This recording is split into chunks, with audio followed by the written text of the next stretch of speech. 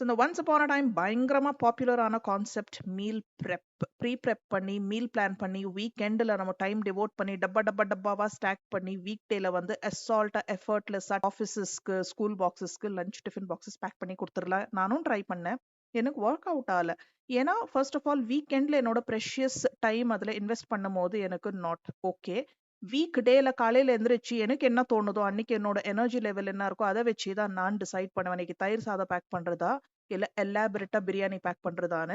So ஒவ்வொரு நாளைக்கு என்னோட மூடு வேற மாதிரி இருக்கும். ஸோ இப்போ டப்பாவா பேக் பண்ணானாக்கா அந்த டப்பா அத்தனை நான் வந்து தேடணும். அந்த டப்பா கழுவி வைக்கணும்னே அது ஒரு வேற டென்ஷன். அதுக்கு மார்னிங்ல எழுந்து ப்ரிப்பேர் பண்றது பெட்டர். அப்புறம் நம்ம டப்பாக்குள்ள இந்த ஐட்டம்ஸ் எல்லாம் ஸ்டீம் பண்ணி கிரேட் பண்ணி சாப் பண்ணி ஸ்லைஸ் பண்ணி டைஸ் பண்ணி வச்சிருப்போம். அது டைமோட கன்சியூம் பண்ணணும், குக் பண்ணணும். இல்லைன்னா அது வேற எனக்கு டென்ஷன் ஆயிடும். ஸோ இது ஒன்ஸ் அப்பான் டைம் கான்செப்ட் கிடையாது. இன்னைக்கும் நிறைய பேர் நல்லா சக்சஸ்ஃபுல்லா யூஸ் பண்ணிட்டு இருக்காங்க. எனக்கு ஒர்க் அவுட் ஆகல. ஆனாலும் நான் ட்ரை பண்ணேன். 2 நாளைக்கு நல்லா இருந்துச்சு. அப்புறம் போர் அடிச்சிருச்சு.